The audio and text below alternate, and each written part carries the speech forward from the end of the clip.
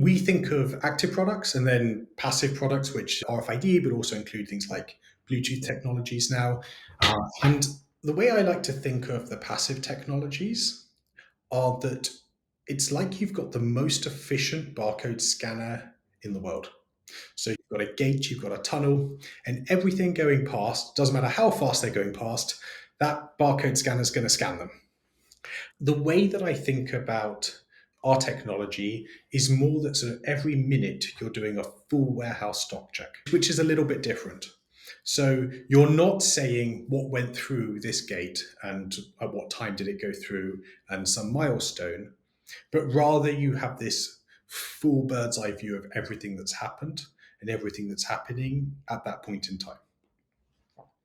Now, it is more expensive. There's more going on with an active device. There's a more complicated circuit, there's a battery, and so the price point is higher. Now, often where that comes into play, we have customers that use RFID, and for certain parts, they use Bluetooth because RFID just doesn't work. Either they'd have to change their process in such a way that they're not comfortable doing, or they don't think works for them. An example would be there's a company that wants to track large vehicles. And as they exit all the smaller parts of the vehicles, they track with RFID, or many of them. But the larger vehicles, they can leave in so many different ways, and the gates through which they can leave are very large. And so RFID doesn't reliably work. That's an example of one of the places it's harder. Also for cargo, one of the things that's beautiful about packages is they all go on a conveyor belt and you can do all sorts of things to packages. Cargo is much harder. And large cargo, funny sized cargo, it's often hard to get readers all around it.